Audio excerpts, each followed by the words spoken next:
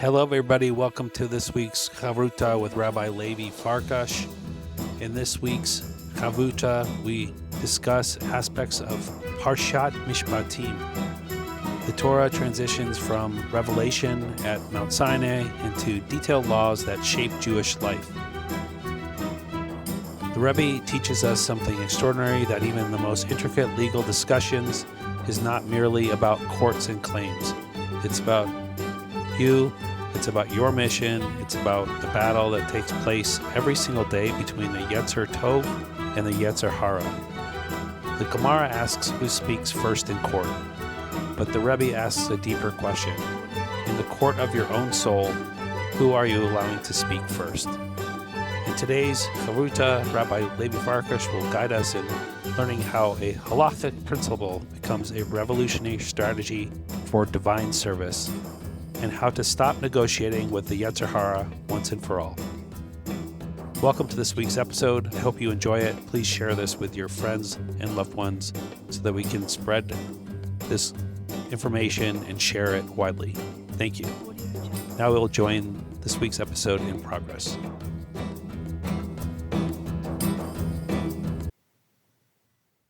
Good afternoon, everybody. We are here for another Chavrusa study session. Torah insight on this week's Torah portion, Parshat Mishpatim.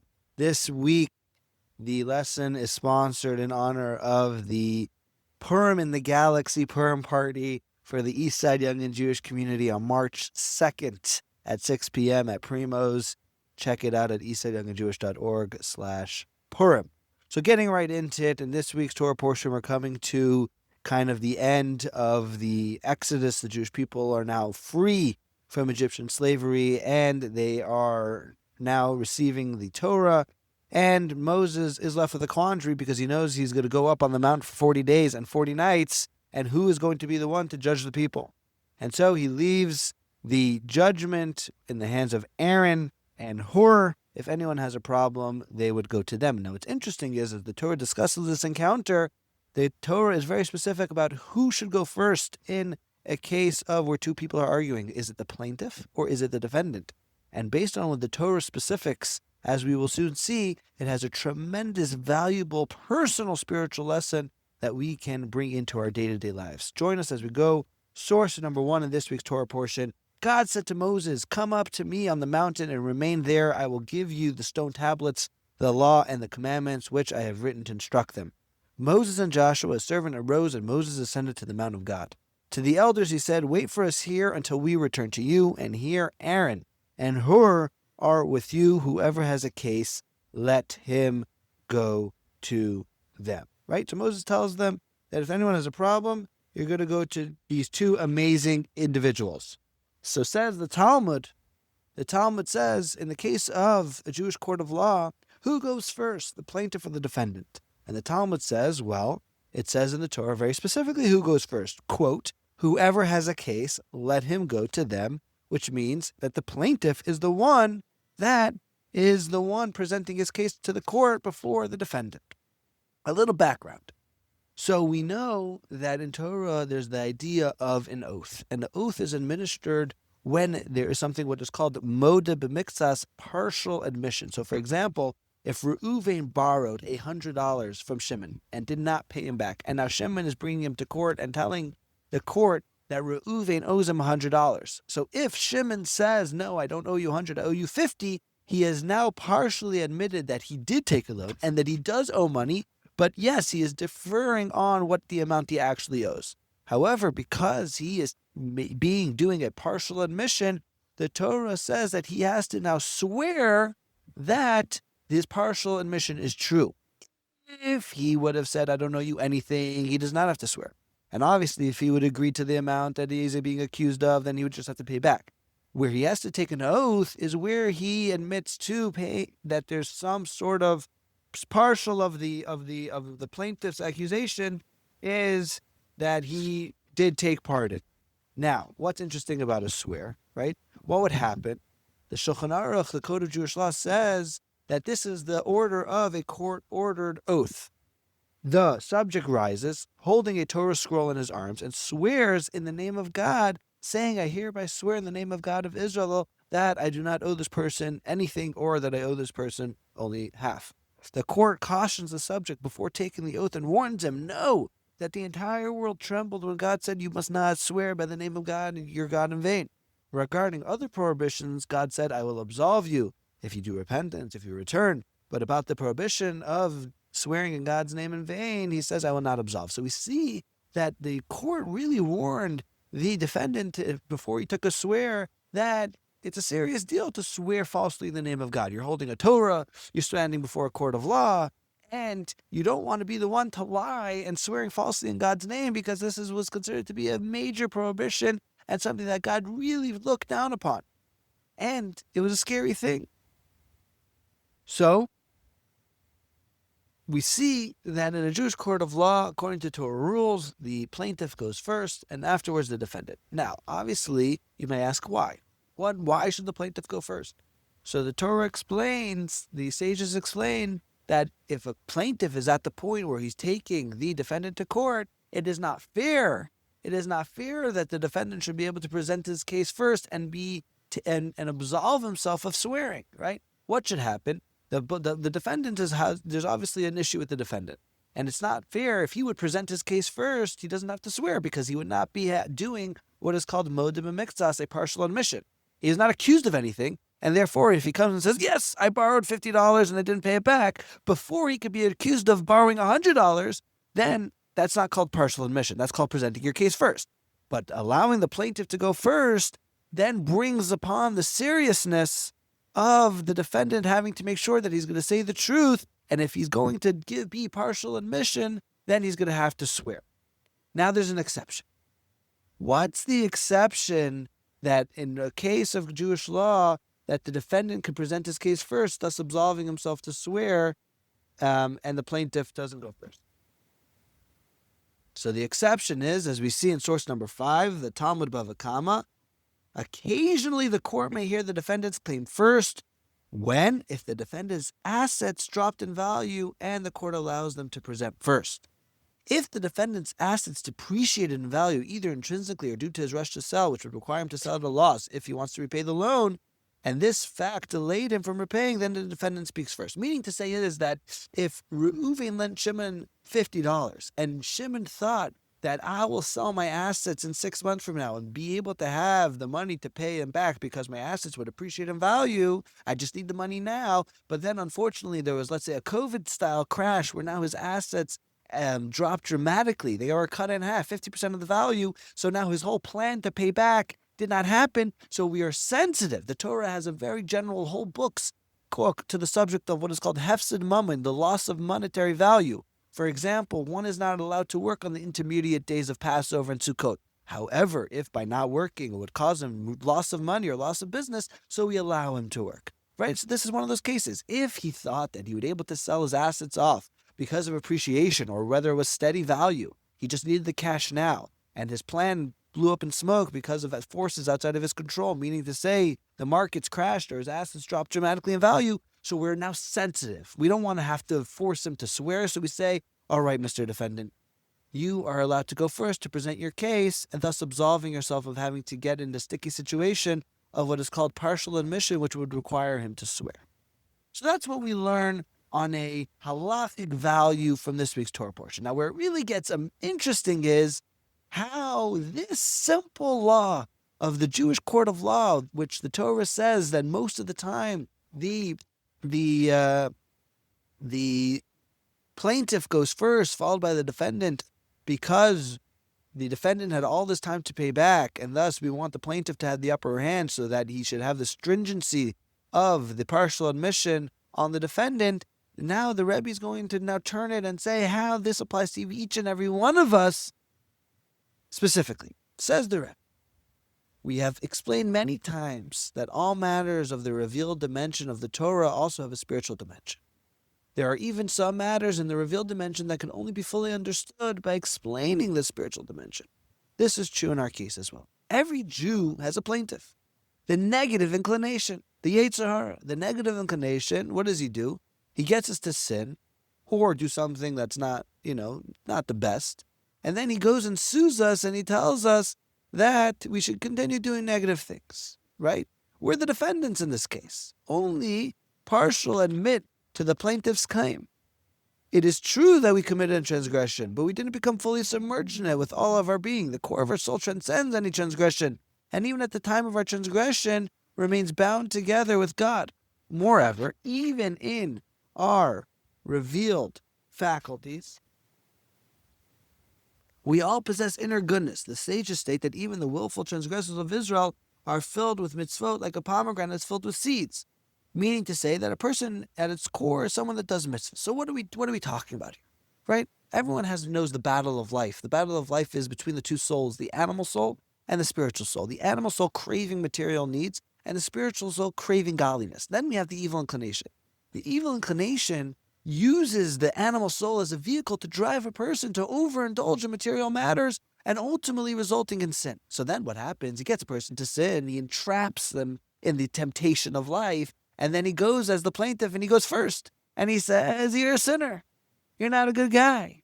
You're an addict. You do wrong things. You're not good for your family. You're not good for your community. Right? He goes on and on. He bags on you. And he convinces you to go down that dark spiral of negativity. Right? That's what he does.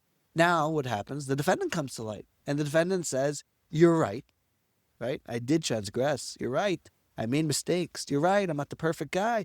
But I've done so many things. Right? The nature of a person, the nature of a Jew is that we're filled with mitzvahs. Even maybe when we're making mistakes, we still do so many good things, so many positive things. So what are we doing now? We're defending, but what are we doing? We're also partial admitting. We're partial admitting. We're telling the plaintiff, we're telling the Yetzer Hara, you're right. I'm not the best guy, but now you said I'm not the best guy, and you told him, yeah, you know what? I don't want to go down the spiral of doom and gloom and negativity, but you're also, now that you've partially admitted, now you're going to have to take a swear, right? Just like the Torah requires the defendant to take a swear. So now we have to take a spiritual swear. What is the spiritual swear? The spiritual swear is that we're going to tell the Yetzer Hara that we're going to correct our ways, right? You're right. You're right. You're going to tell him that you're Yetzer Hara, right? That, I'm not the best guy and I'm not, I have been doing sin, but you're going to tell him that you're going to correct your ways. Correcting your ways is the swear you're going to take. And says the Rebbe that correcting your ways by taking the swear gives a person an extra jolt that they need, right? If you look at an addict, right? Unfortunately, when people go down a spiral of addiction, a lot of times you'll have friends and family and community come together to schlep the person out of that negative space. Put him in the program he needs, give him the financial base that he needs to get out of this spiral and hopefully get back on the path. And when a person sees that based on his surroundings, that people are coming to help him, it gives them a drive, hopefully, God willing, that he's going to go and achieve what he needs to achieve in life and get back on track.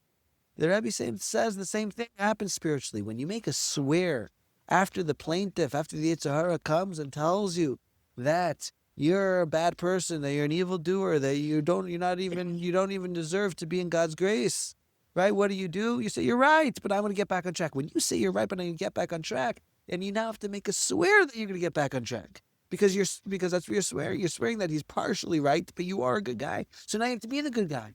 And the Rebbe says that when you commit to yourself being a good guy, then you're going to get back on track. Now, how do you get back on track?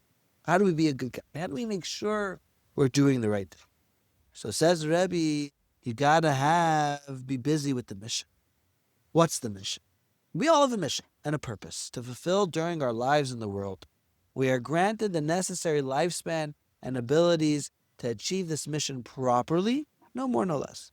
When we fail to utilize a day, an hour, a moment properly, we aren't just lacking the personal spiritual growth that we could and should have had. Every moment we neglect our mission, even when we are engaged in positive manners, even if they're not our mission, is a wasted moment from our mission. Moreover, we're betraying God's mission.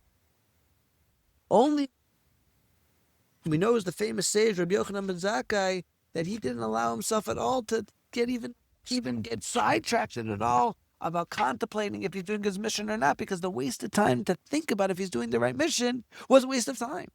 And that's how we should be.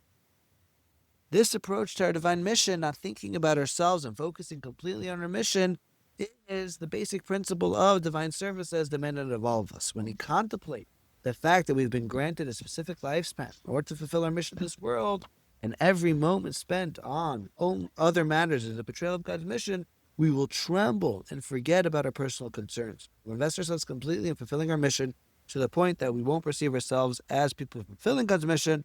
All we will feel is the mission itself. When we achieve self-negation and complete devotion to our divine mission, we will merit that I will fill the days of your life. This means that even if we had the days that we didn't use to work on our mission or even use them contrary to our mission, God pledges to fill all the missing days so that everything will be complete. So we hear that the Rebbe says very nicely, so for spiritual purposes, from a spiritual perspective, there's also a plaintiff and there's also a defendant. And the plaintiff goes first, the Yetzer Hara goes first and accuses us of not doing good. And then we defend ourselves by saying, you're right, Mr. Yetzer Hara, you're right, we don't do such good things, but I do so many good things as well. But at that point, you're now a partial emitter, and it says the Torah, if you're a partial emitter, you have to take an oath. So we do take an oath.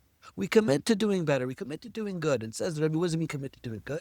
That you have to completely involve yourself in full focus on the divine mission. That's what doing good means. If you're fully focused, then you're not going to have any time to do wrong.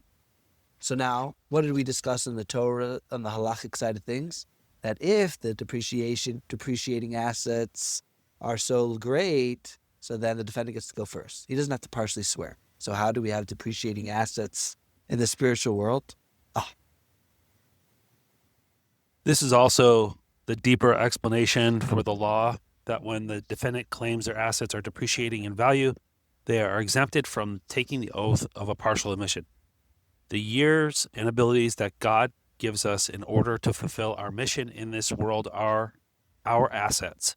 When we achieve complete self-nullification to the extent that our entire existence is solely our status as a divine emissary, and all of our time and abilities are devoted to fulfilling this mission to make a dwelling place for God in the lower realm, then naturally we have no time to engage in a legal dispute with a negative inclination. If we were to use our time and abilities to battle the negative inclination, we could come to a state of depreciating assets. The time and abilities given to us by God would be devalued because they aren't being utilized for the most precious matters, the fulfillment of the Torah and mitzvot. This argument is accepted and we are exempt from taking an oath as a result. Not only are we assured that we won't fall under the dominion of the negative inclination, God forbid, but on the contrary, I will fill the number of your days, and even that which previously lacking will be completely restored. Wow. So says the Rebbe, an unbelievable thing.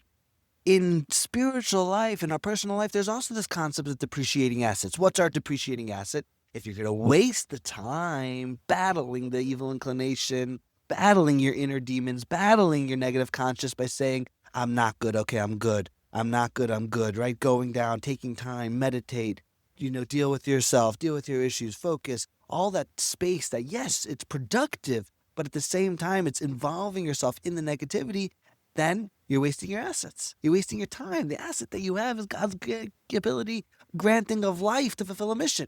But if you're going to say, I don't have time for negotiations, I don't have time to let my assets depreciate, I'm going to come to the table and say, yes, I've done bad things. Yes, I've not been the best version of myself. But you know what? I'm throwing it on the table because I don't want to depreciate my assets. I'm not going to go to give the best of my ability and my time on this earth to fulfill my mission.